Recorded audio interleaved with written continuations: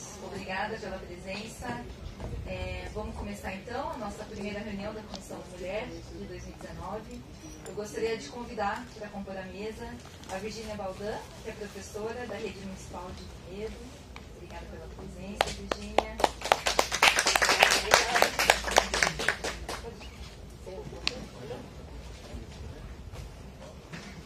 E a Ana Carolina de Araújo, que é professora da Rede Municipal de Campinas.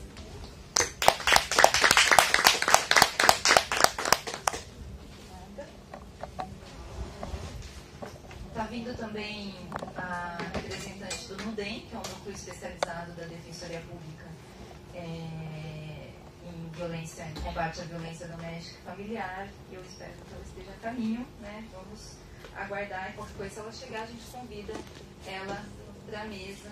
Então, bom, eu acredito que é importante começar essa primeira reunião da Comissão da Mulher fazendo um breve histórico do trabalho que a Comissão da Mulher vem desenvolvendo desde 2017, que foi quando eu assumi a presidência da Comissão da Mulher. Nós fizemos o ano de 2017 o debate sobre a necessidade de implementar no concreto, na prática, os mecanismos de combate à violência contra a mulher. E, afinal, a Lei Maria da Penha é considerada uma das melhores leis do mundo. A Lei Maria da Penha foi aprovada em 2006 e a gente sabe que tinham previsões que estavam na Lei Maria da Penha que ainda não haviam sido concretizadas na cidade de Campinas. Então, no primeiro momento, a primeira ação que nós tivemos, inclusive por meio de um diagnóstico de relatos que aconteceram, inclusive aqui dentro na Comissão da Mulher, foi a necessidade da gente trazer para Campinas uma vara especializada em violência doméstica e familiar. O que é isso? A vara especializada é um setor na Justiça que tem como objetivo tratar das questões da violência contra a mulher. Isso é importante, até trazendo aqui um relato que apareceu numa das reuniões, num primeiro momento que a gente começou a fazer então um diagnóstico da violência contra a mulher na cidade de Campinas.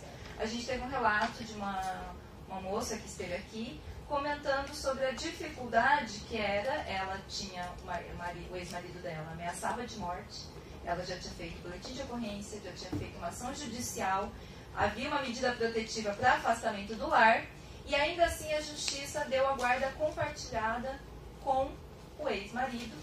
E, na verdade, na prática, a própria Justiça deu o endereço dela. Ela tinha vindo fugida de Minas Gerais para cá, veio fugindo do ex-marido que ameaçava de morte. E, uma vez que a vara da família e a vara da Justiça não se conversam, não havia essa articulação, a própria Justiça deu o endereço dela em Campinas para o agressor, fazendo com que, obrigando ela a compartilhar a guarda com o ex-marido já tinha colocado uma faca no pescoço do filho dela. E os filhos eram obrigados a passar as férias com o pai em Minas Gerais.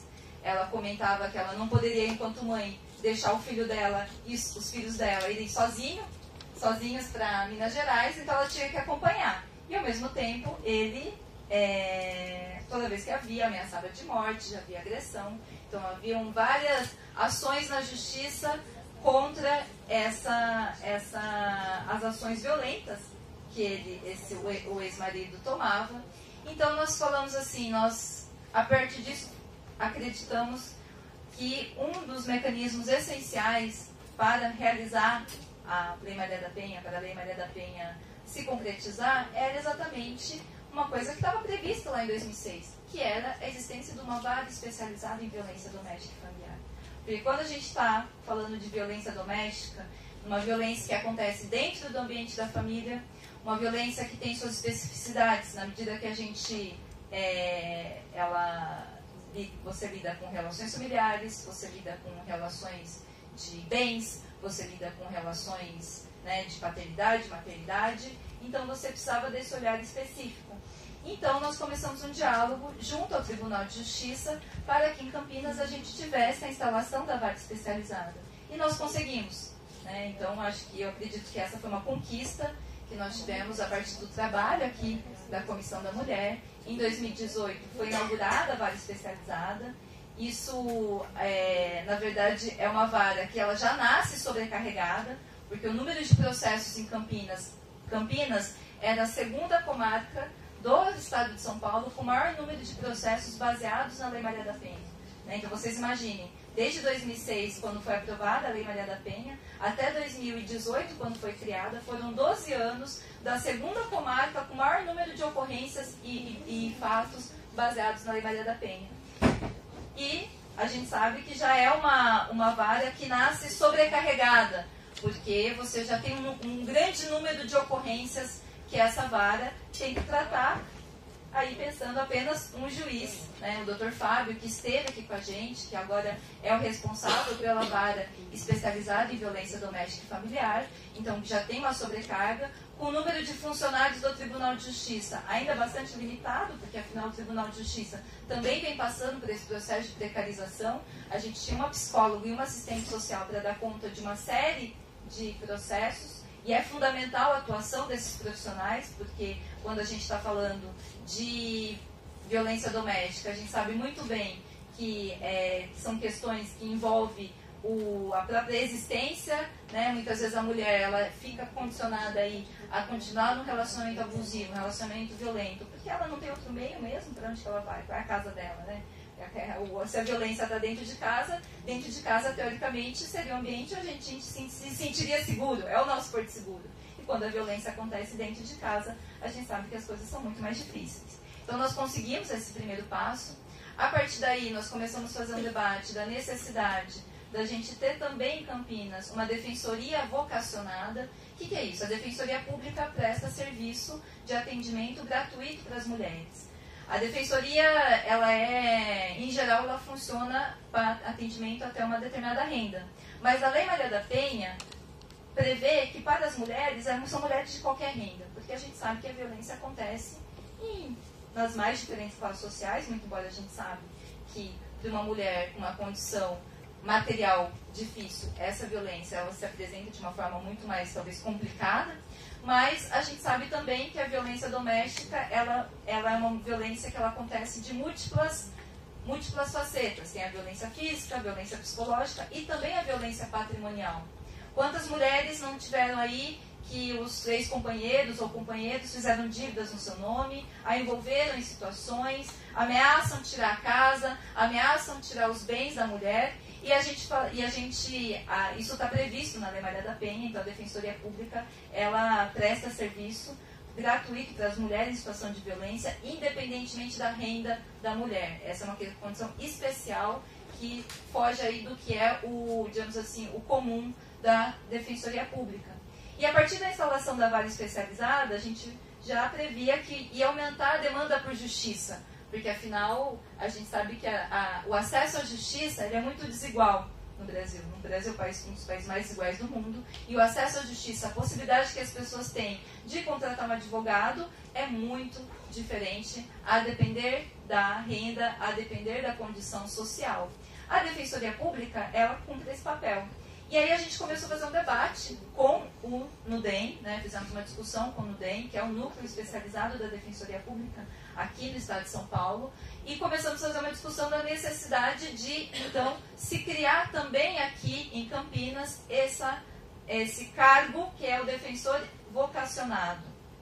Eu estive representando como parte da deliberação dos encaminhamentos da Comissão da Mulher, eu estive no Conselho Superior da Defensoria Pública, vários movimentos sociais, e eu acho que é importante salientar que todo esse processo foi feito junto com os movimentos de mulheres da cidade de Campinas, movimentos sociais, as promotoras legais populares estiveram também no Conselho Superior da Defensoria Pública, e a Defensoria Pública então decidiu pela criação, enfim, também aí com anos de atraso, pela criação da Defensoria Vocacionada aqui na cidade de Campinas, também como um passo importante para que a Lei Maria da Penha seja efetivada.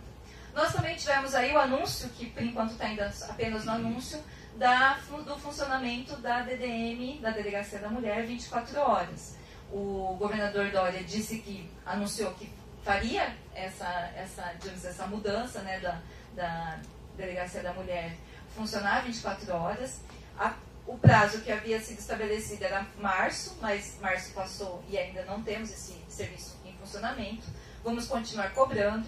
A gente sabe que essa também é uma demanda histórica do movimento de mulheres, porque afinal a violência doméstica, ela não acontece das 8 às 5, horário comercial, né? Ela pode acontecer em qualquer horário, mas ela acontece sobretudo e principalmente nos horários em que as pessoas estão em casa, né? Que é o horário exatamente no período da noite e aos finais de semana. E a gente sabe muito bem que muitas vezes se acontece um caso de violência no sábado à noite, você não vai esperar até segunda-feira para que a gente solucione. Muitas vezes isso já é tarde demais, né? Então, essa também é uma pauta que eu acredito que a gente tem que aí, propõe aqui como encaminhamento, que a gente faça um questionamento à Secretaria de Segurança Pública, faça um questionamento ao governo do Estado sobre a previsão da abertura da Delegacia da Mulher 24 horas. Eu achei que eu quis começar com isso, porque eu acho que é importante a gente pensar, a partir daí, o trabalho que a gente vem desenvolvendo. Esse tema que a gente trouxe, que é o debate de gênero nas escolas, como parte do enfrentamento à violência contra a mulher e da realização da Lei Maria da Penha, na minha opinião, é uma discussão muito fundamental, né? A gente sabe aí que a desigualdade de gênero, ela foi uma desigualdade socialmente construída, historicamente construída. A gente sabe que existe um imaginário e uma cultura construída na sociedade de que o homem teria, então, aí o direito de decidir sobre a vida da mulher, sobre as suas escolhas e sobre a própria integridade. Ah, a Paula chegou. Por favor, Paula, vem pra cá.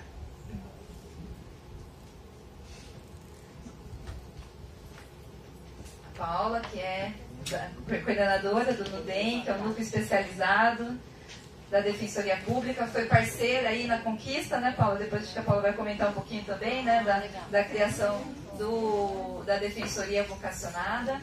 Seja bem-vinda. Eu fiz um breve histórico aqui do trabalho da Comissão da Mulher e a gente estava então entrando no debate aqui sobre a questão do debate de gênero nas escolas. E a gente sabe que os efeitos dessa desigualdade de gênero, ela tem, né, tem na violência contra a mulher uma das facetas talvez mais terríveis, né? E a gente sabe que a violência contra a mulher, ela geralmente, por todos os estudos empíricos e teóricos, ela acontece num padrão que é o ciclo da violência. Obrigada. O ciclo da violência, isso em todos os relatos que a gente tem de mulheres que viveram situação de violência, é sempre um relato muito semelhante, né? Quer dizer, a violência ela acontece no momento da agressão, o momento do perdão, o reconciliamento, e aí numa nova violência, e a gente sabe que isso leva, em grande medida, à face mais trágica, que é o feminicídio. Lembrando que em 2017 nós começamos o ano de 2017 no Réveillon aqui, com um caso terrível de feminicídio na cidade de Campinas, que é sempre importante deixar aí, sempre importante lembrar para que a gente possa criar políticas de combate a esse tipo de situação. O Brasil é o 5º país do mundo no ranking mundial em número de feminicídios, ou seja, é um problema social gravíssimo, né? Em Campinas, os índices conseguem ser piores que a média nacional. Em 2016, a violência sexual foi a violência que mais cresceu, foi o 2º crime mais cometido na cidade. Em 2017, a gente teve o registro de 779 casos de violência contra a mulher. Esse foi um balanço feito a partir do SIS-9, que é um sistema de notificação de violência, que cumpre um papel muito importante em mostrar aí os índices de violência, muito embora nós sabemos que esses índices provavelmente estão subnotificados, porque essa também é uma característica da violência doméstica. Existe um grande caminho aí até que essa violência seja, digamos assim, registrada pelas autoridades. Muitas vezes as mulheres passam anos, passam a vida toda sem que essa violência seja registrada, mas segundo os dados do SIS-9, que são os dados mais concretos que nós temos, muito embora sabemos que é notificado, essa foi o registro em 2017, 779 casos de violência e 32 mulheres morreram vítimas de feminicídio, né? o que corresponde a 38,2% do total de 2.035 casos notificados no mesmo ano. Né? Então, se a gente agrega, e aí isso é importante que a gente comentar, porque a violência doméstica contra a mulher, geralmente ela é acompanhada da violência contra a criança. Seja a criança que é, digamos assim, submetida a uma violência psicológica, afinal, né? Você ter aí, presenciar casos de violência dentro de casa, já é uma violência contra a criança, já ameaça e fere o ECA, né, o Estatuto da Criança e do Adolescente, mas também a violência física e, inclusive, a violência sexual contra a criança e adolescente. Os dados, isso não é especificamente de Campinas, mas os dados nacionais mostram que o principal agressor em termos de violência sexual contra a criança e adolescente são pessoas da família e é o pai biológico o principal agressor. Então, quando a gente está falando do combate à violência doméstica, a gente também está falando do combate à violência contra crianças e adolescentes. Aqui em Campinas, quando a gente agrega a violência contra crianças, adolescentes e idosos, as vítimas do sexo feminino chegam a 71,9%. Então, 71,9% dos registros no SIS-9 eram do sexo feminino ou de crianças e adolescentes. O SIS-9 trata crianças e adolescentes de ambos os sexos, né? Então, essa é a situação que nós temos aqui na cidade de Campinas, e a gente sabe que essa discussão acontecer dentro da escola, ela é fundamental. Ela é fundamental por quê? Porque muitas vezes, no âmbito escolar, talvez seja o único espaço de socialização da criança fora do ambiente doméstico. A identificação e o treinamento dos professores e dos profissionais para identificar a situação em que a criança está submetida à violência doméstica, ela é fundamental. E é importante o treinamento dos professores e dos profissionais em geral para atuar no caso da identificação dessa situação de violência contra a criança e adolescente.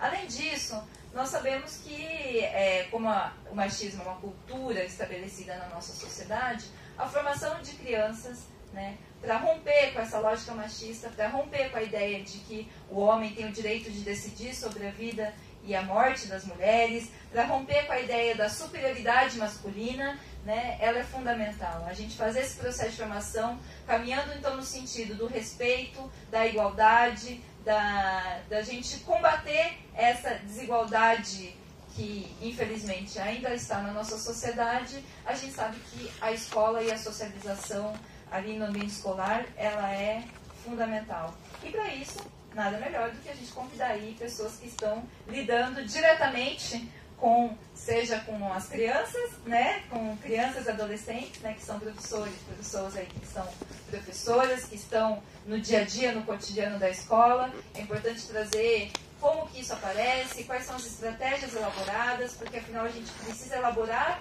estratégias para atuar nesse sentido, inclusive para a gente propor políticas públicas em termos de formação dos profissionais. E também a Paula aí, que também está lidando cotidianamente com as situações de violência contra as mulheres. Então, eu vou passar a palavra para as nossas convidadas.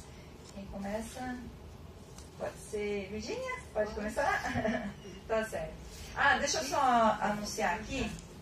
Eu gostaria de agradecer a presença da Simone Lima, que é do coletivo do feminista Pessoal Vinhedo, da Andréia Ferraz, que é do MBL Campinas, e do Nicolucci Júnior, que é chefe de gabinete do vereador J. Silva, está sempre presente nas atividades. Obrigada pela presença. Boa noite a todos. Obrigada pelo convite. Eu me sinto assim, uma pessoa lisonjeada e honrada, né, estar compartilhando a mesa com vocês. E eu vim trazer a minha experiência como professora de adolescentes, pré-adolescentes, na verdade, né, principalmente uma experiência recente. Eu leciono inglês para alunos de 6º, 7º e 8º ano, numa escola pública de Vinhedo. E, assim, procurei ter um olhar atento aos meus alunos, perceber, né, através do rosto, do olhar, né, conversar com eles, acolher. E recentemente, no mês de março, eu optei por trabalhar sobre o tema feminismo com eles, no sentido de debater as origens, né, do machismo. Na verdade, a gente queria discutir as desigualdades e o porquê dessas desigualdades e, de alguma forma, instrumentalizar as minhas alunas e alunos se protegerem das violências, né? Eu já tive, ao longo da minha carreira, assim, acolhido alunos traumatizados, né, em situação de trauma, de terem visto a violência acontecer em casa, e também de alunas que foram vítimas de abuso sexual.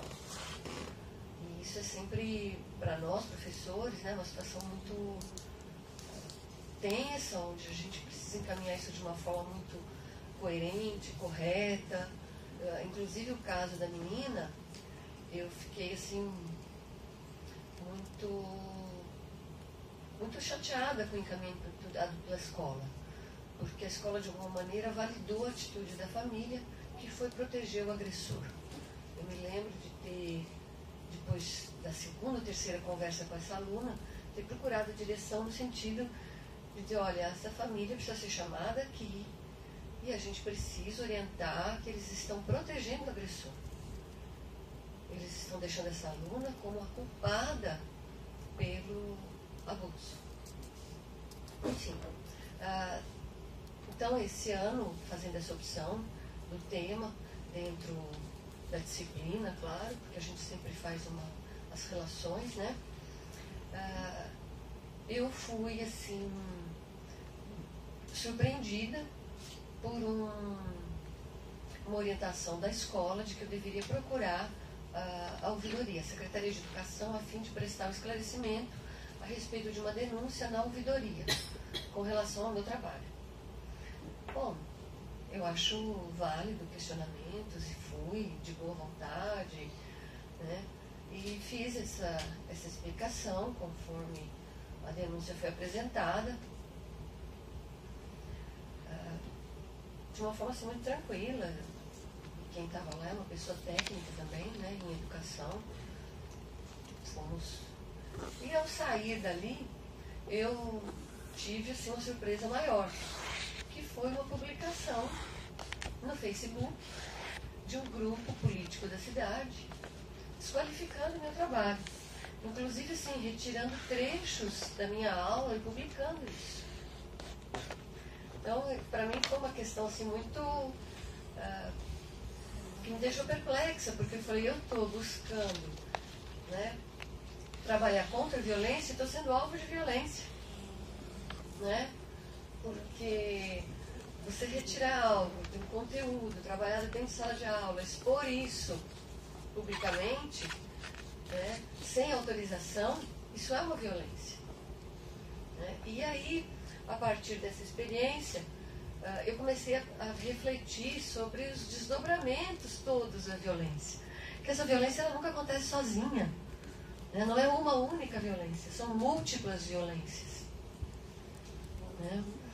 E, enfim, praticamente eu procurei a ajuda da Defensoria Pública, certa de que eu estava fazendo o que era correto, né, dentro da aula, no meu trabalho pedagógico.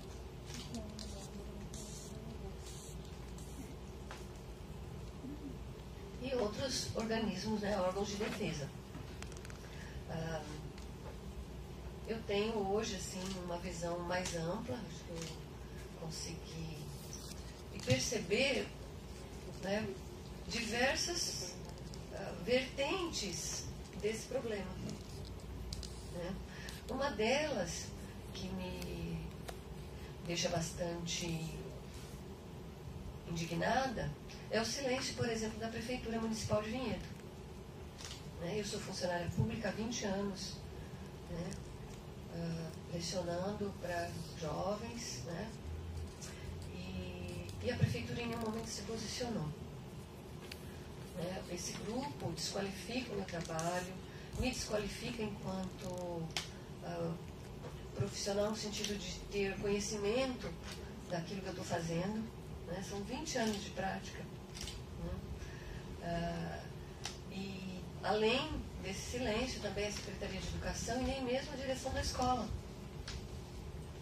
Nem mesmo quando eu levei o parecer do NUDEM e coloquei isso numa reunião, apresentei, deixei uma cópia sobre a mesa da sala dos professores, nem nesse momento houve um posicionamento desses órgãos, que são responsáveis pelo combate à violência. Nós temos em Vinhedo a lei orgânica. Na lei orgânica está lá descrito que a prefeitura é obrigada a desenvolver projetos para combater a violência de gênero. A prefeitura assume que há violência de gênero, não é? Eles assumem dizendo que a gente tem que desenvolver projetos, mas eles não propõem nada. E quando um professor propõe, esse professor, sendo exposto dessa maneira, pública, a prefeitura silencia. Então, essa eu acho que é uma das questões. Mas eu devo dizer também que o que mais me preocupou foi a questão de abalar minha relação com os alunos. Eu, embora entre em sala de aula 2 vezes por semana só, que em inglês a carga horária são 2 aulas, eu posso dizer que eu tenho uma relação muito próxima aos alunos. E a minha preocupação inicial era essa. O quanto isso, essa detratação pública, esse julgamento, esse pré-julgamento, porque em nenhum momento, nenhum integrante desse grupo me procurou na escola ou fora dela para debater essa questão. Dizer, olha, professora, não é assim, olha, isso está errado, como que você fez? De maneira nenhuma. Foi um pré-julgamento, um pré-juízo.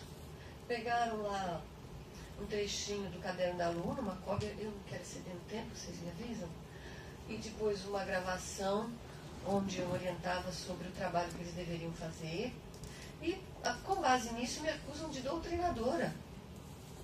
Então, falei, nossa, eu estou propondo um trabalho para a gente aqui discutir, trazer isso para a sala de aula, mas a minha preocupação era essa relação.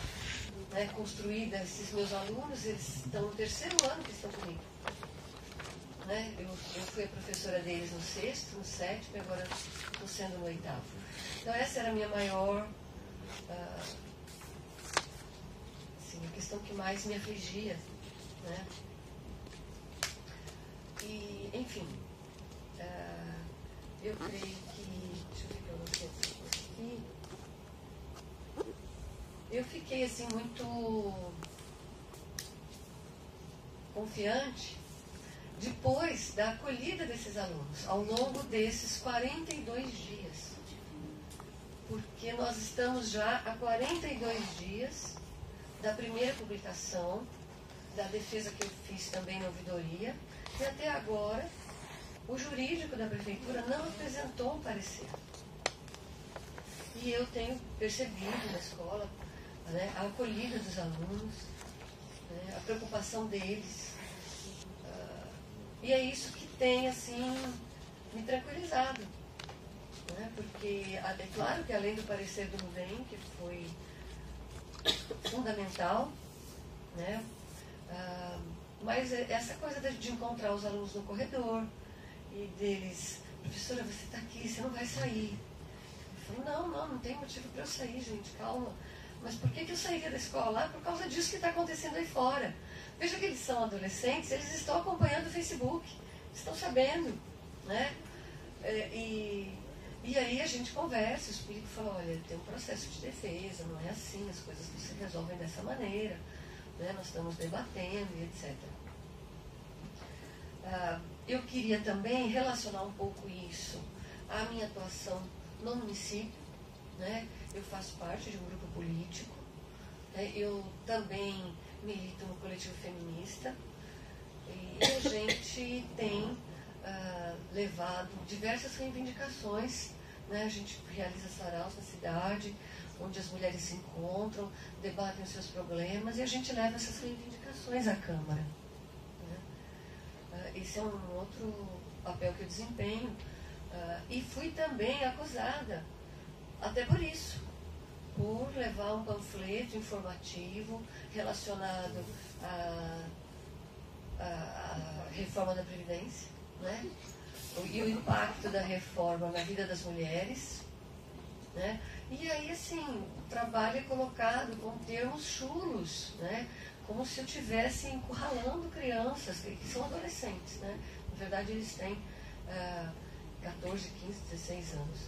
Então, assim, a coisa atingiu uma proporção que eu considero exagerada de um lado dessa história, né? E acho que tem sido assim, útil, né, para a gente se entender isso, entender por que as pessoas, ou algumas pessoas, eu identifico, né, são contra um debate a respeito da violência.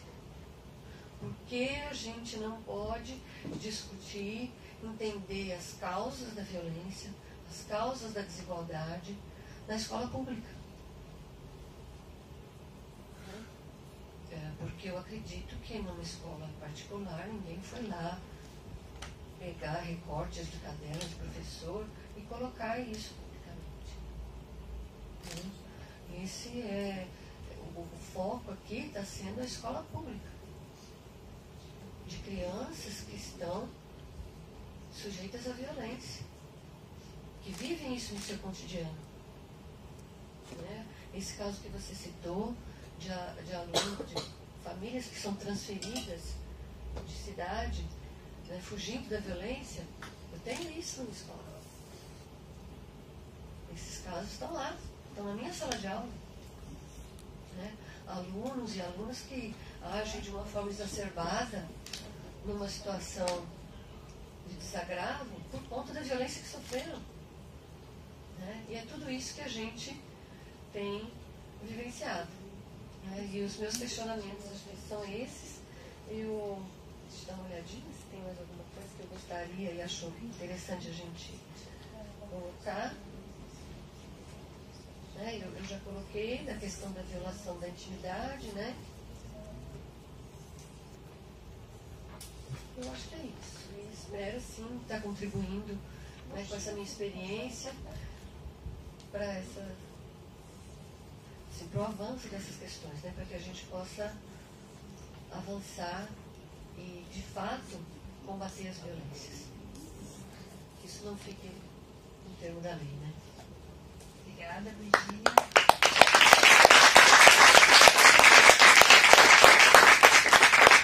Eu vou passar então para a Paula Santana, suas considerações.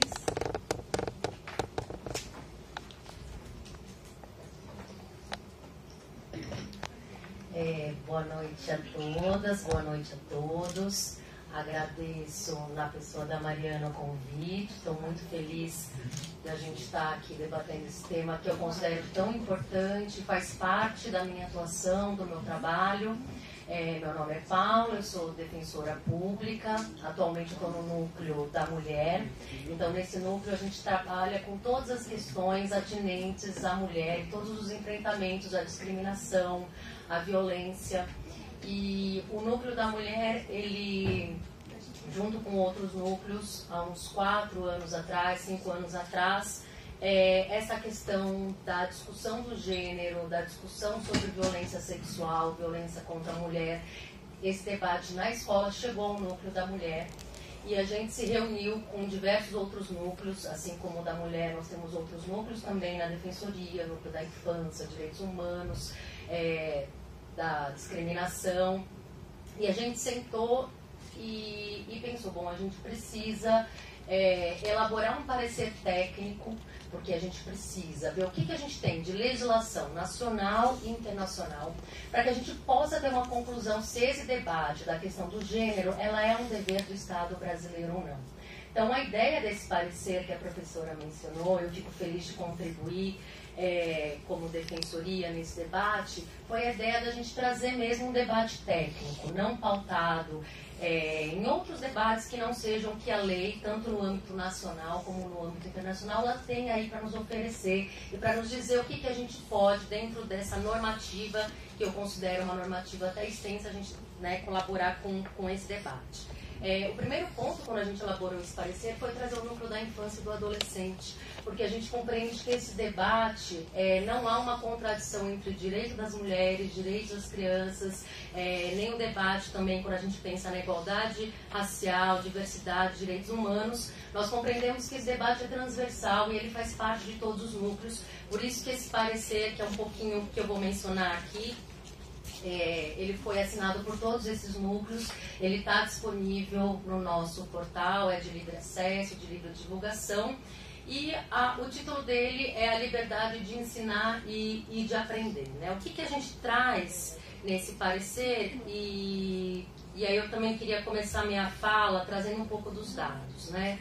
Quando a gente silencia o debate sobre violência, quando a gente silencia o debate sobre discriminação de gênero, quando a gente silencia que hoje a gente é o 5º país que mais mata mulheres, e isso, quando a gente fala desse 5º lugar, ele já é bastante péssimo e ruim da gente saber que a gente tem essa medalha, né? Cada um de nós carrega essa medalha no peito, de que pensando em 5º, o que o Brasil é 5º, né?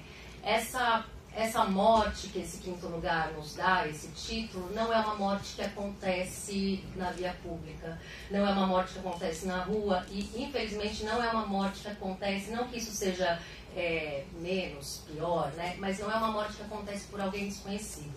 É uma morte que acontece dentro do contexto de casa, com alguém que você confia, com alguém que você construiu um relacionamento, com alguém que faz parte do seu dia a dia. Então, as mulheres, e aí a gente engloba as crianças e adolescentes, elas estão morrendo dentro de casa. Acho que esse é um dado importante para a gente começar esse nosso diálogo.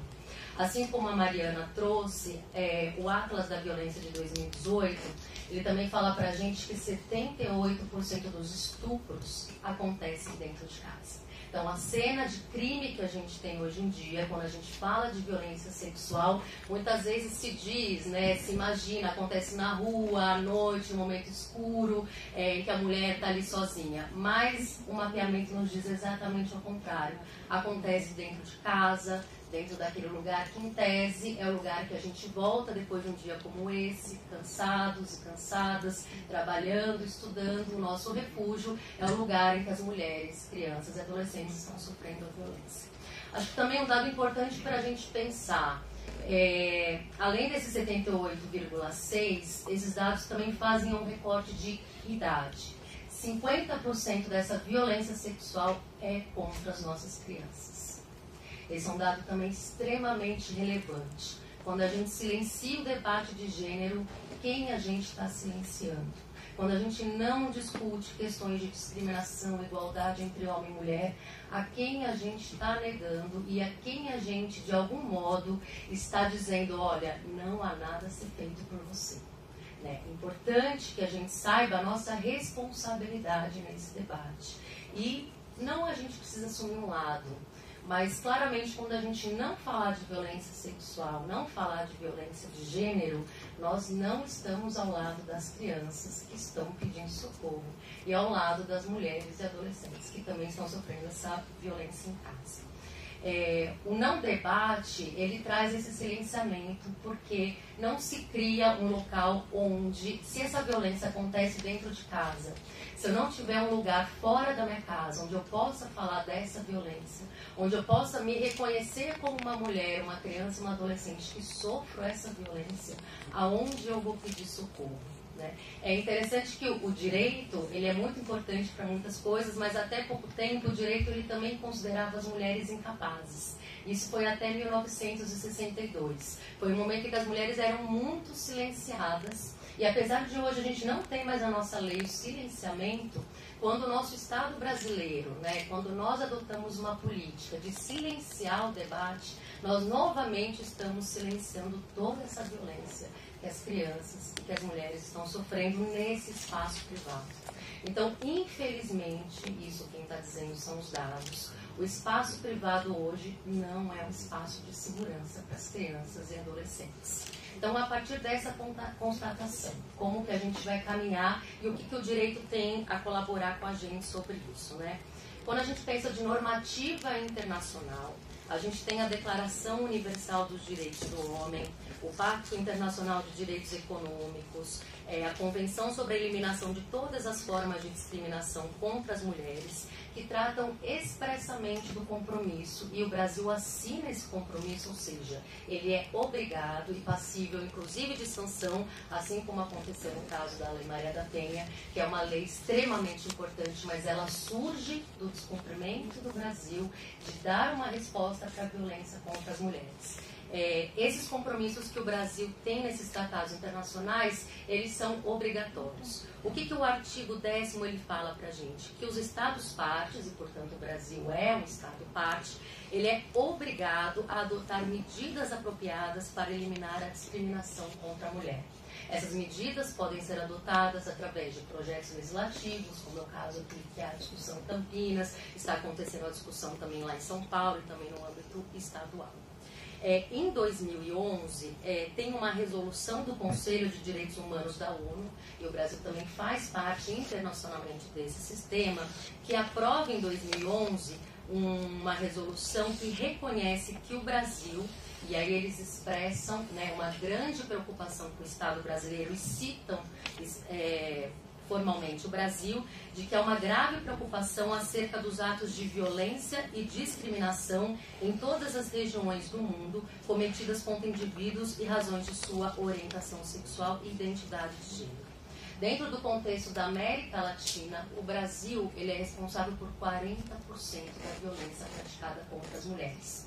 Muitas vezes a gente olha para o nosso vizinho da esquerda, da direita, e acha que lá a situação está muito ruim.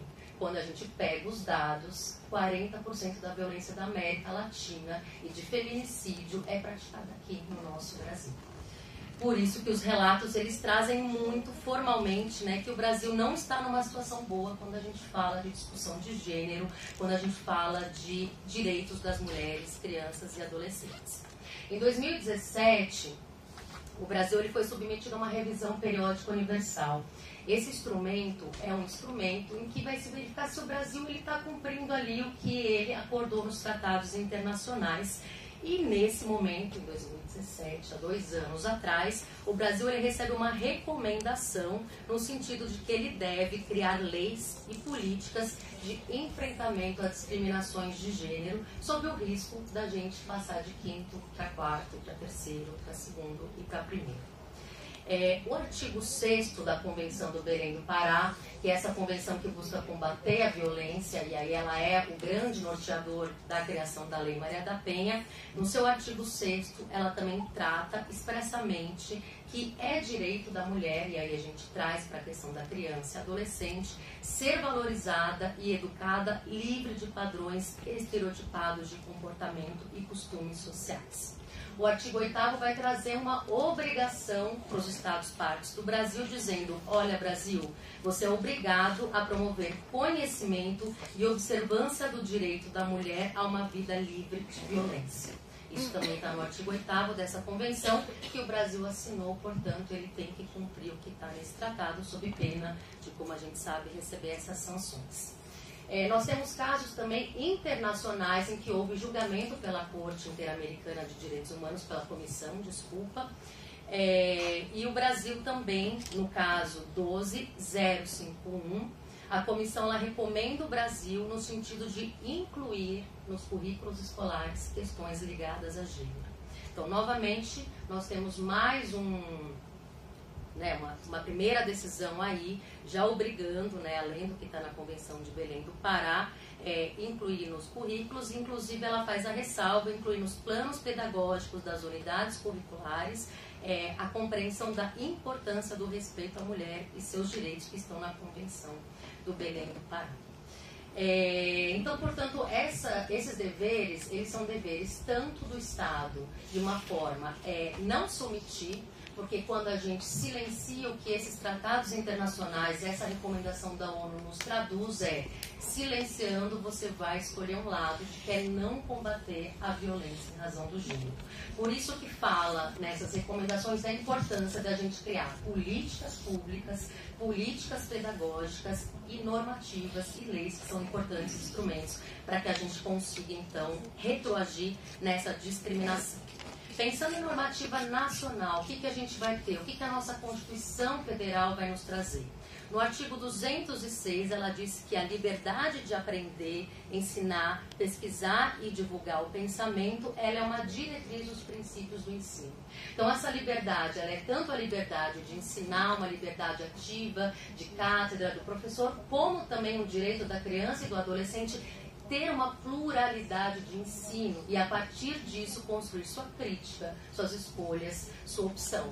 Mas se eu nunca der a opção para aquela menina e para aquela adolescente de que alguém encostar no corpo dela sem o seu consentimento, alguém penetrá-la sem o seu consentimento, isso no nosso direito, na nossa Constituição, no nosso Código Penal se traduz como violência sexual, eu escolho um lado de que eu nego a essa criança, a essa adolescente, o direito de que ela tenha ferramentas para sair dessa situação de violência doméstica e intrafamiliar, que, como a gente soube no início do nosso diálogo, acontece em metade dos lares. Então, a gente pode dizer, de forma até presumir, que metade das crianças, pelo menos que nós temos contatos na escola, elas já sofreram, ou estão sofrendo, ou infelizmente vão sofrer alguma violência sexual. Então, é esse público que a gente nega o direito e silencia refúgios, respostas e saídas quando a gente não conversa com ela sobre o que é ser mulher, o que é ser vítima de violência sexual e o que é ser dona do seu próprio corpo e ter o direito de procurar alguém que ela confie, alguém que saia do privado.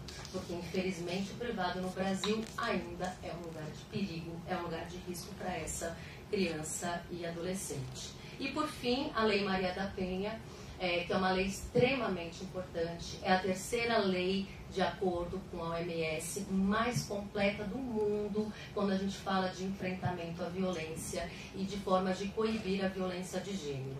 90% da Lei Maria da Penha é de prevenção. E a gente, infelizmente, no Brasil, ainda não aplica. Nós aplicamos, talvez, ainda 5%, 10% da Lei Maria da Penha. Muito ainda no aspecto punitivista, que é importante dar essa resposta, claro que é importante. Mas se a gente não aplicar o artigo 8º, que fala discutir nos currículos escolares sobre gênero, nas propagandas, discutir em rodas de conversa como essa que a gente está fazendo de forma pública, que as mulheres, as adolescentes e as crianças estão sofrendo violência sexual dentro de casa, a gente não vai aplicar esse instrumento, que é um instrumento extremamente importante da nossa normativa nacional. Tem mais aí, né, de 10 anos, e infelizmente a gente ainda aplica muito pouco da Lei Maria da Penha. Então, a partir dessa construção normativa, e aí eu peço desculpa que eu sei que o direito é chato muitas vezes, mas eu achei importante trazer, né, um pouco do nosso embasamento desse parecer. A gente faz esse parecer com o núcleo da mulher, núcleo da igualdade racial e diversidade, núcleo da infância e juventude, cidadania e direitos humanos, para que ele seja um instrumento para fomentar esse debate, a gente compreender quais são os deveres do Brasil e, a partir daí, a gente caminhar, então, para pensar qual é o nosso papel, quem a gente não quer silenciar, e se daqui a 10 anos a gente quer deixar de ser o 5º país que mais mata meninas, mulheres e crianças, e deixar de ter esse índice horroroso de 78%, né, 80%, e como a Mariana falou, a gente sabe que esses índices são extremamente subnotificados. A gente normalmente, a pesquisa diz que a gente pode trabalhar aí com 7% a mais, né, e às vezes até 70% a mais, a depender do tema que a gente avalia. Quantas meninas a gente vai deixar de acolher, a gente vai deixar de encaminhar e a gente vai deixar de ter uma vida livre, digna, se a gente não debater todos esses temas que são de extrema importância dentro da escola, que, como bem a professora disse, acaba sendo o segundo local, às vezes o único local que essa menina e criança tem para conseguir verbalizar, se conscientizar e procurar uma resposta para essa violência que ela sofre todo dia e que não tem hora, né, que vai repercutir na vida dessa menina, infelizmente a gente sabe para sempre, né? Então um pouquinho dessa minha contribuição. Muito obrigada pela atenção.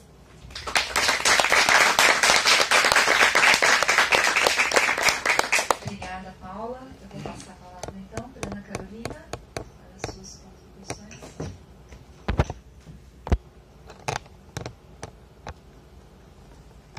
Boa noite.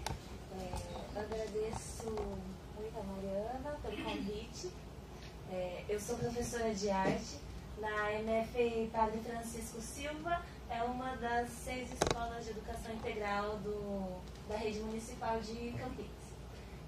Em 2015 eu ingressei na rede, na MF Professor Zeferino Vaz. As duas escolas, né, que eu atuei e que eu atuo, foram as primeiras a oferecerem o ensino integral aqui na cidade, na rede municipal.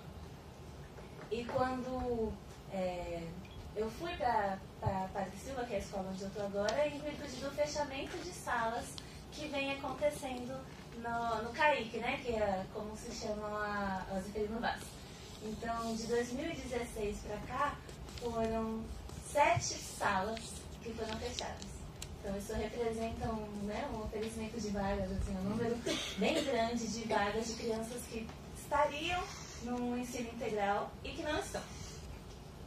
A gente considera a escola como um possível lugar saudável para nossas crianças e adolescentes, e para muitos é um lugar de proteção, para muitos é o único lugar, inclusive, onde ela tem 3 refeições. É uma redução bem grande, 7 salas fechadas em 2 anos. Mas então eu vou contar um pouco da minha experiência quando eu estava lá no CAIC, né, no Zeferino Vaz. Em 2015, então, eu entrei para dar aula de arte para alunos de 8º e 9º ano. A escola, como na proposta da educação integral, tem a previsão de que sejam realizados trabalhos interdisciplinares. Então, no começo do ano, a gente recebeu as instruções para a elaboração do plano de ensino e os professores de arte e de educação física do 6º ao 9º ano, que éramos 7 professores, sendo 6 titulares e uma professora adjunta, a gente elaborou um projeto, então, para trabalhar com os alunos, que se chamava Meu Corpo, Minha Identidade. E aí ele tinha uma grafia específica no meu corpo, que o M de meu era entre parênteses. Então, era um eu, corpo, minha identidade. E aí, o que a gente pretendia, então, com esse projeto? A gente observou o primeiro mês e meio, né? Na verdade, eu entrei em março, então já estava acontecendo esse acompanhamento dos alunos, que a gente sempre recebe, conhece, faz uma avaliação diagnóstica para ver o que faz sentido ensinar para esses alunos, né? Que tipo de projeto a gente deveria trabalhar com esse grupo específico. E aí, nas constatações de nós, minhas e dos meus colegas, a gente pensou, então, na importância dos pré-adolescentes e adolescentes, então, entenderem o próprio corpo como a si próprios, e não como ferramentas, não como objetos, mas como sou eu, o que eu estou construindo, como é que eu me protejo, como é que eu lido com as diversas relações que se estabelecem numa vida em sociedade. E aí, cada professor tinha uma abordagem diferente. Nós tínhamos momentos de trabalho coletivo e momentos separados com as turmas, ou que a gente fazia trocas de turmas, e a gente trabalhava, então, as questões de como o corpo dos meninos e o corpo das meninas é valorizado ou desvalorizado na mídia. Então, se eu sou gorda, se eu sou magra, se eu tenho cabelo liso, se eu tenho cabelo crespo, cacheado, se eu uso roupas que mostrem partes do meu corpo, ou se não, como é que os corpos são apresentados? Se eu tenho que fazer academia, se eu não tenho, como é que eles são apresentados pra gente na TV, nos filmes, nas redes sociais, etc. Como que é na escola Então, muitas meninas não quererem fazer educação física porque fica suada, porque estraga a chapinha e várias outras coisas. Como é que isso acontece ou não acontecia com os nossos alunos? Tinham questões ligadas à saúde, então a alimentação, higiene, conhecer o seu próprio corpo. E no que dizia respeito à arte era como é que a arte lida com as nossas construções de ser adolescente, de ser menino, de ser menina, de viver na sociedade. A minha formação é em dança, então eu propus, dentro de algum período, trabalhar com danças, com diferentes estilos de dança, com esses adolescentes. Eu propus eu tinha 3 turmas de 9º ano e uma de 8º, e eu propus então 2 estilos e eles escolheram um. Então eu propus forró e samba de gateira, e 3 turmas escolheram hip hop e uma turma escolheu tango. De Kennedy. E aí, então a gente começou a pensar como é que eu apresentei então alguns passos, mesmo do vocabulário, do forró, do samba, do hip hop. A gente viu, tem muitos filmes que trazem o hip hop. E aí, em todas essas danças, existe uma certa tranquilidade, assim, de homens e mulheres dançarem. Não tem o estigma que tem o balé, que os meninos do balé têm um preconceito muito maior do que os meninos do hip hop. E aí a gente começou, então, a pensar, apesar de eu apresentar o papel da dama e o papel do cavalheiro, não tem... eu quis valorizar o papel do condutor e a pessoa que está sendo conduzido. Quem está falando, quem está escutando. Enfim, a gente foi, na parte da dança, construindo um caminho por aí. E eu costumo a gente fazer debates. Então, 2 irmãos que estudavam na escola saíam da escola e iam para casa. Quando chegavam, a menina tinha a obrigação de lavar a louça. E o menino podia ir assistir TV, descansar um pouco e tal. E algumas famílias não, algumas famílias muito participativas e algumas famílias muito evidentes, diferenciação de irmãos e de amigos, pessoas que os alunos moravam todos ali na região da escola, diferenças ou semelhanças de acordo se eu sou menino, se eu sou menina. E aí nós fomos convidados, e cada professor então foi desenvolvendo uma prática de acordo com a sua abordagem. E aí a gente foi convidado para participar do desfile de 7 de setembro de 2015, que o tema era diversidade cultural.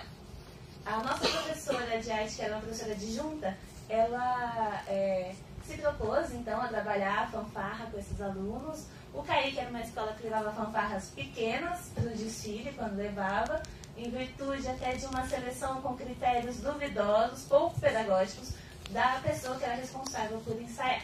Então, a professora falou, a gente vai fazer a fanfarra, todos os alunos do 6º ao 9º ano que quiserem participar, se inscrevam e a gente vai começar os ensaios, começar a preparação. Mas, o tema do desfile era diversidade cultural. Não faz muito sentido a gente levar um desfile onde a gente só marche, onde o único ritmo seja marcha, principalmente no nosso contexto nacional, que é muito rico de tantos ritmos, de tantos estilos, de tantas... da nossa própria diversidade, do nosso Brasil. Então, ela começou a trabalhar com eles a marcha, para eles conhecerem os instrumentos, conhecerem o que é uma fanfarra, etc. E trabalhou também baião, inclusive ensinando eles tocarem flauta doce. Ela ensinou asa branca para as turmas de 6º e 7º anos, para os alunos interessados. E um hip hop também. E aí ela me convidou para participar da elaboração da fanfarra, conduzindo a parte que seriam das tradicionais balizas. Nós tínhamos 100 alunos, nós tínhamos 250 mais ou menos, um pouco menos, alunos de 6º ao 9º ano. E desses, 100 quiseram participar. 80 queriam tocar e 20 queriam dançar. E aí, geralmente, balizas são poucos. Eu também não conhecia muito de balizas. E aí eu falei, olha, eu toco participar, mas eu não conheço de baliza, o que vocês estão fazendo? Aí ela apresentou a proposta de levar a diversidade cultural proposta no tema do desfile. E então eu reuni esses alunos e coincidiu de serem danças que nós estávamos trabalhando. Não foi proposital, mas até por conta dos diálogos que nós tínhamos na nossa prática pedagógica, ali no cotidiano da escola, a gente tinha então hip hop e um baião em comum. Os alunos já conheciam vários passos de hip hop, já conheciam vários passos de baião, e aí junto, eu e eles começamos a criar então essas coreografias para as partes que seriam tocadas lá. E aí ficou a marcha. Eu juntei os alunos num dos ensaios e falei, ó, a gente tem mais uma parte para criar uma dança. Como é que a gente vai criar essa parte da marcha? Aí alguns falam assim, a gente não vai ter que dançar que nem soldado, né? Porque alguns tinham referências de desfiles marciais. Então, mas a gente não vai ter que dançar que nem soldado, como é que a gente vai fazer? Eu propus que a gente pegasse, então, coisas que nós já estivéssemos trabalhando, eram alunos de 6º, 7º, 8º e 9º ano, que a gente pudesse levar para lá. E aí, dos debates que estavam acontecendo, os debates desse projeto, Meu Corpo, Minha Identidade, e as nossas conversas dos ensaios, veio então, vamos levar o que a gente está fazendo no projeto. Todos os alunos participavam dele, que era parte curricular. O projeto, inclusive, ele fica disponível na internet para consulta pública, né? Qualquer pessoa pode acessar o que está acontecendo na escola durante aquele ano. E então a gente começou, nós levamos então, juntamente com os professores de artes visuais, que fizeram uma produção de figurinos e de adereços cênicos, a gente levou uma apresentação então para o 7 de setembro, que era, no primeiro momento, tocava uma marcha, e os alunos, meninos, a gente tinha acho que 4 meninos e 16 meninas. No meio do caminho, acho que 1 ou 2 desistiram, mas a gente tinha uns 18 alunos. Os meninos estavam de camiseta azul, as meninas estavam de camisetas rosa. A construção do figurino foi toda realizada, todas as coisas foram realizadas em conjunto com os alunos. E eles estavam como marionetes, uns levando outros como marionetes numa movimentação de marionete. Os meninos em algum momento jogavam bola, e as meninas em algum momento levavam bonecas, e aí eles desenvolviam então essa coreografia. E aí tinha a pergunta, bola é coisa de menino? Boneca é coisa de menina? Porque tinha um grupo do 9º ano que ficava irada quando os meninos não deixavam elas jogarem. Eram algumas alunas que jogavam super bem, jogavam melhor do que muitos meninos ali, e que sempre tinham esse negócio de, não, vocês não vão deixar a gente jogar de novo. Então, era uma das coisas que aparecia muito rápido nos nossos debates. E aí, então, a gente realizava, né, a gente transformou isso numa coreografia, e aí, num segundo momento, os alunos de 7º e 8º ano tinham produzido camisetas que eles trabalharam questões estéticas das artes visuais, né, da diversidade cultural do Brasil. Então, pinturas, moda, tecidos, então tinha chita nas camisetas, tinha várias coisas que remetiam à cultura popular e principalmente ao universo do baião, né, que foi trabalhado na música e na dança, e alguns desenhos e pequenas frases e palavras, né, sobre liberdade, igualdade, alegria, amor, e desenhos de meninos e meninas, casais, chega de violência contra a mulher, chega de machismo, não a homofobia. Essas eram as camisetas que eles deixavam amarrado no lado da roupa. Quando acabava a dança das marionetes, eles pegavam essas camisetas e vestiam por cima. E ali eles dançavam então uma coreografia de hip hop e uma coreografia de forró. E nessa do forró tinham alguns guarda-chuvas que o professor tirou as lonas e enfeitou com ramos, com flores artificiais, para retratar a ideia que está na asa branca, que é, vamos levar essa esperança, né, de florescer, da terra, de chover, da terra produzir. E era isso. À frente do desfile tinha 2 faixas com trechos do hino da independência, então, que eram, no primeiro momento, era os brilhões que nos forjavam, e quando eles botavam essas camisetas, a faixa virava e estava escrito "Já raiou a liberdade". No dia do desfile, então, eles foram, na primeira vez eles estavam super nervosos, eles ainda encontraram com pessoas com a farda, pessoas grupos com capas, grupos com diversas, cada grupo com a sua própria forma de desfilar, de representar a sua civilidade, e eles estavam de uniforme, né, uniforme que a prefeitura tinha dado recentemente, e aí eles começaram assim, ai meu Deus, será que vai rolar a gente com essa roupa? A gente não tá com uma roupa super especial e tal. E eles apresentaram a primeira vez e super nervosos. Na segunda vez eles estavam melhores, na terceira vez eles estavam arrebentando, na quarta e na quinta vez eles estavam assim surtando com o resultado do trabalho que eles tinham produzido. E a gente começou a receber muitos retornos muito interessantes da parte dos pais, da parte da comunidade. Foi um dia de desfile que era um pagamento para os professores, era uma convocação, porque foi um pagamento de um ponto facultativo. Então todo o corpo docente estava, e um dos professores que levou a faixa estava usando uma saia. O que para os alunos não foi de grande surpresa, foi, nossa, ele está de saia. E tipo, pronto, seguiram a vida, desfilaram e desfilamos ali, tudo seguia normalmente. No dia seguinte, estava um clima de muita alegria na escola, de tudo que tinha acontecido, do sucesso do desfile, do retorno dos pais e do público que estava lá. E isso foi numa terça. Na quarta-feira a gente começou a receber retribuições da prefeitura. Então o desfile que tinha sido maravilhoso não tinha sido mais.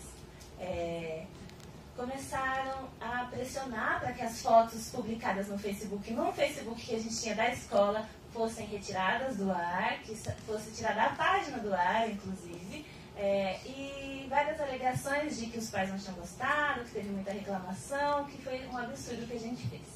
Na sexta-feira dessa semana, então, eu fui chamada para uma reunião com a minha equipe gestora, que perguntou, por que você fez isso sem contar nada para ninguém? Eu falei, a lista de material eu entreguei para vocês, nós discutimos tudo o que vai acontecer na escola nas reuniões pedagógicas, e está no meu projeto que eu entreguei em abril. Está no projeto que nós trabalharíamos isso. Nós não sabíamos de nada do que estava acontecendo. A nossa diretora estava no dia da confecção das camisetas, inclusive. E eu fui bastante encurralada aí. Poxa, professora, você fez todo esse projeto para que a seu bel prazer você fizesse essa homenagem. Então, a ideologia de gênero. Aí eu falei, começaram a falar então que era uma professora nova, que eu era inexperiente, que por isso tinha cometido esse equívoco de trabalhar isso com as crianças. Aí eu falei assim, mas eu não posso trabalhar então as questões de gênero que estão previstas, que têm embasamento na Constituição, na LDB, nos PCNs. Não, professora, você pode, você deve. Inclusive a aula de arte é um lugar propício para você ter essas discussões. Aí eu falei, tá bom, então eu vou dar um exemplo aqui, porque eu realmente estou com uma dúvida, sou uma professora nova, né? Se eu trabalhar, tenho 3 nonos anos, se eu trabalhar com o nono A, machismo, se eu trabalhar com o B, homofobia e racismo com o nono C, eu posso fazer esses projetos? Não, professora, você pode fazer tranquilamente. E o trabalho com arte eventualmente gera um produto artístico. Eu posso expor para a comunidade? Professora, aí a gente vai ter que ver. E aí, houve uma série de censuras para o nosso grupo inteiro. Os projetos que eu tinha já entregue para o restante do ano foram todos cancelados. Eu não tinha autorização para nada, não recebia material, os meus materiais não eram comprados. E sempre que a gente realiza um evento na escola, a gente tem uma avaliação depois da reunião com todos os professores. E aí, por 3 vezes, nós tentamos, então, que constasse na pauta o desfile, para a gente avaliar como foi o projeto, a participação dos alunos e etc., né? Porque vão ter outros eventos. E nós não pudemos discutir esse desfile. 5 meses depois do desfile, em fevereiro, chegou no início de fevereiro, a gente acabava de voltar das férias, chegou uma notificação para o nosso professor, então, que desfilou de saia, que ele estava sendo processado, que ele estava sofrendo um processo administrativo. Nesse processo já constava o meu nome, embora eu não tivesse recebido, de que nós tínhamos abusado da inocência dos alunos, manipulado os alunos, induzido a erro num ato em homenagem à ideologia de gênero. Foi um processo movido pela Secretaria de Educação, pelos nossos representantes, né, da nossa NAED e pela nossa equipe gestora, endossado pela nossa equipe gestora, de que tudo o que tinha acontecido nesses meses tinha sido feito sem conhecimento dos outros professores, da equipe gestora e especialmente dos pais dos alunos. E aí, então, quando esse professor recebeu essa notificação, a gente falou, hoje a gente tem que discutir isso aqui, porque nós não discutimos quando a gente pediu, quando era certo ser discutido na escola, dentro da escola, por professores da escola. A gente, então, discutiu numa reunião, uma reunião semanal, e 20 professores, cerca de 20 professores dos nossos, 50, se posicionaram, falaram nessa reunião, e outros já tinham conversado entre a gente, etc. Mas, oficialmente, 20 professores se pronunciaram, avaliando como positivo, contextualizando as coisas que estavam acontecendo ali, e de um projeto de 7 professores, nos quais 2, e um deles nem era do projeto, ele era um professor de geografia, 2 estavam sendo processados, então. E aí, logo em seguida, esse professor, né, o professor de geografia, foi afastado com a justificativa de obstrução das investigações. E então, isso já era 2016, a gente, né, continuou fazendo o nosso trabalho. Um mês depois, numa conversa com os alunos no mês da mulher, eu escutei de uma aluna que estava muito triste porque tinha lembrado naqueles dias que a gente estava discutindo sobre a questão da mulher, da violência contra a mulher, que o padrasto tinha assassinado o irmãozinho no banho porque brigou com a mãe. Então, a gente tinha acabado de conversar sobre isso e a gente estava recebendo o processo por trabalhar essas questões de como o que está acontecendo dentro das casas, que as meninas podem umas coisas, as meninas não podem umas coisas, as meninas sofrem por ser meninas, elas são obrigadas a fazer isso, e que esse sentimento de as meninas estão trabalhando e os meninos descansando, cresce até virar um cara que mata uma criança por conta de raiva, ou sei lá o que, da mãe dessa criança.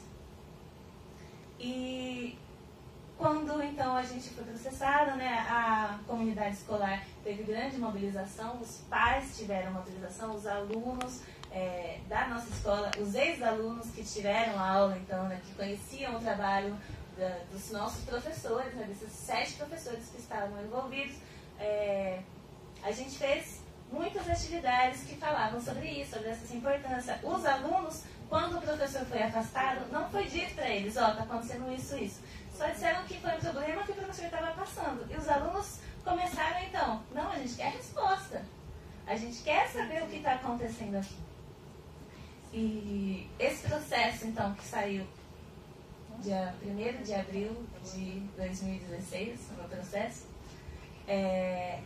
ele foi sendo arrastado, então, toda a parte, né, da investigação, e o parecer de que nós não tínhamos realizado nada daquilo que a gente estava sendo acusado, saiu em fevereiro deste ano. Então, um processo bem longo, ficou parado muito tempo, e que mina o trabalho pedagógico da equipe que estava lá. Equipe essa que no evento do fechamento das salas, né, foi desfeita, porque nós tínhamos um grupo, e 8 professores saímos dessa escola em virtude desse fechamento. Então, o que representa 8 professores a menos numa escola que está articulando um projeto de educação integral, o começo do projeto na rede, e que oferece, né, uma educação integral. E então, como... Olha, eu me perdi aqui. Como ressoou isso nos alunos, né? Durante o processo, eu recebi muitas cartas dos alunos contando o que tinha acontecido, né? Com o apoio dos pais, que não, vocês não fizeram nada disso, né? A gente sabia de tudo, tinha bilhete, tinha, ó, vai ter isso, os alunos mostravam cadernos, os alunos falavam das coisas, dos ensaios, e principalmente a experiência para esses alunos foi muito importante. Nos relatos que eles falam, são experiências marcantes. Poxa, eu nunca achei que na escola eu pudesse fazer isso. Eu nunca achei que eu fosse dançar tal coisa com os meus colegas de uma coisa que a gente produziu, uma coisa que a gente acredita e que foi feito por nós, né? Não foi ninguém que me mandou. E como ataca as práticas dos professores, que muitos recuam, porque ficam amedrontados, né? Eu não estou fazendo nada, estou fazendo um projeto previsto e estou sendo atacado por isso. Então, opa, acho que é realmente melhor eu fazer, mas não mostrar para a comunidade. E como é que a gente produz conhecimento, né? Os alunos produzem, constroem os conhecimentos dentro da escola e não podem levar o que aprendem para o mundo. Né? Então, que tipo de barreira a gente está fazendo na escola? Como é que a gente está silenciando uma coisa que a gente está fazendo lá fora, né? Daí mudei de escola, então fui trabalhar com Fundamental 1. Né? E mesmo assim, o quanto que a gente realmente vê que a escola, ela é o lugar para muitas crianças, dessas 50% que sofrem violência sexual, dessas que vêm os companheiros das mães matando as mães, inclusive na porta da própria escola. E como é urgente, né, a gente conversar sobre isso. Acho que eu já não li demais, mas agradeço a todo mundo.